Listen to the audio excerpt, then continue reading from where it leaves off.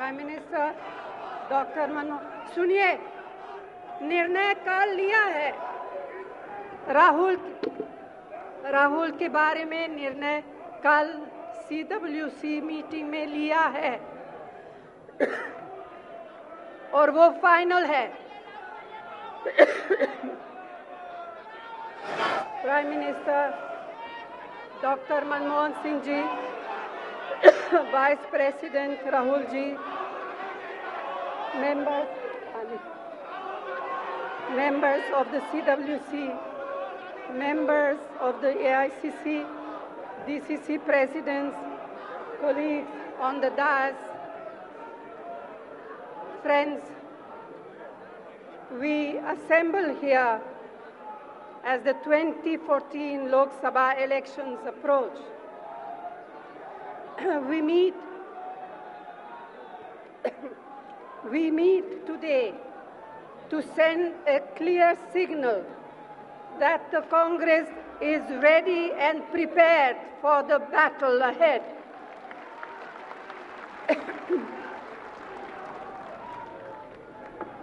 These elections will see a sharpening context between conflicting ideologies, between competing interpretations of the past, and between clashing visions of the future. It will be a battle for India as it was conceived by our founding fathers and as we cherish it.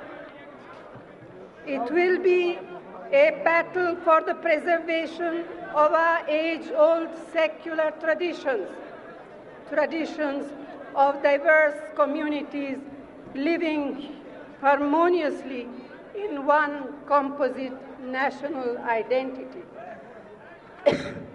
Whenever we gather at meetings such as this, we pause and reflect and recall with pride what we stand for and what our legacy is. And what more appropriate moment for this than the 125th birth anniversary year of Jawaharlal Nehru. It was he who had said soon after independence that confronting danger and facing up to adversity is the Congress way. That message should resonate more loudly now than ever before. The Congress has faced many difficult times in the past, much tougher than today, but we have never lost heart. We have repeatedly demonstrated our resilience by remaining committed to our vision, to our values, and the beliefs that have always sustained us. Our party is woven into the fabric of this nation from its very conception as a modern nation state. This great country, this India, is woven of the rich individual strands of our regions, languages, religions, traditions, and communities through the ages. Yet, its vibrant beauty can be seen only as a whole, a single seamless fabric, much greater than the sum of all the strands. Today, I want to address some key threats to the fabric and the tensions and forces that are stretching it to breaking point. I also want to highlight how our party and our government have, over the last decade, responded to these threats through some key policies and programs. Let me start with the first, disparities.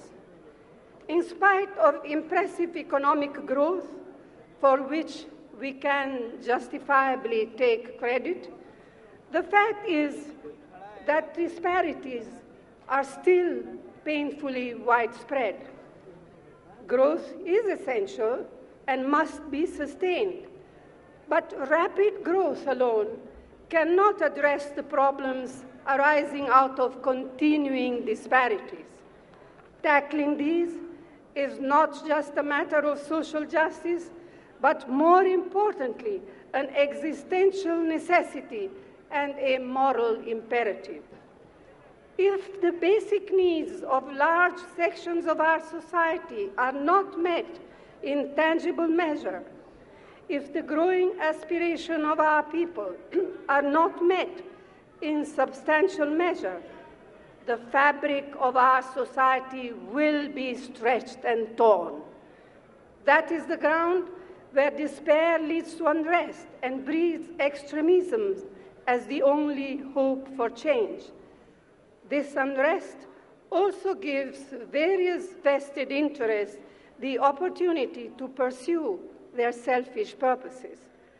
So it was that we decided on Mahatma Gandhi Narega, which has provided livelihood security to 1 in 4 rural households in the country and has ensured that rural wages have increased manifold.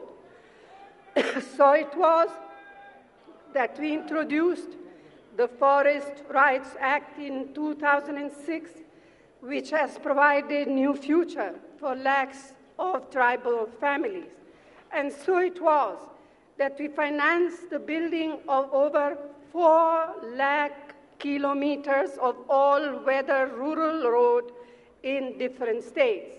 So it was that we ensured that procurement prices for rice and wheat more than doubled over the last 10 years, triggering new prosperity for our Kisans. And so it was that very recently we got the historic Food Security Act passed that will provide highly subsidized food grains to 2/3 of our population. And the new Land Acquisition Act that will ensure far higher compensation to our farmers. Now let me turn to corruption. At Burari, 2 years ago, you may recall, I had presented a 5-point action plan to combat the widespread menace of corruption at all levels.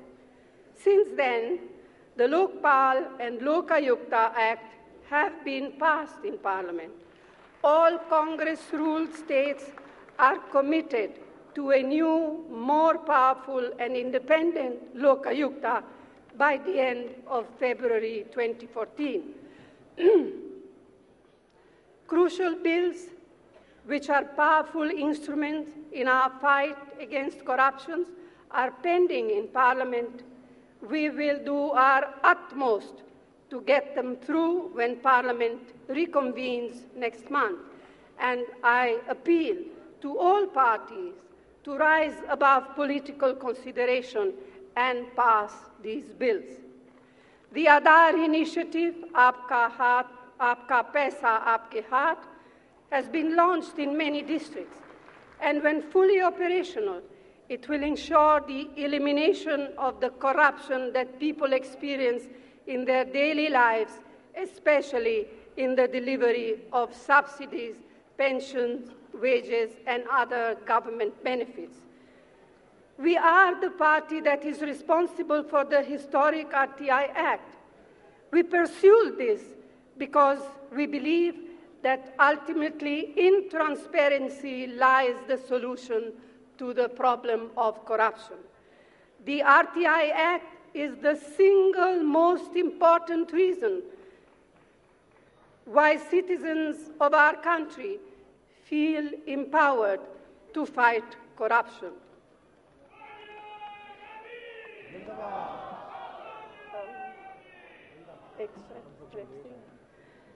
अब मैं कुछ बातें हिंदी में कहना चाहती हूँ।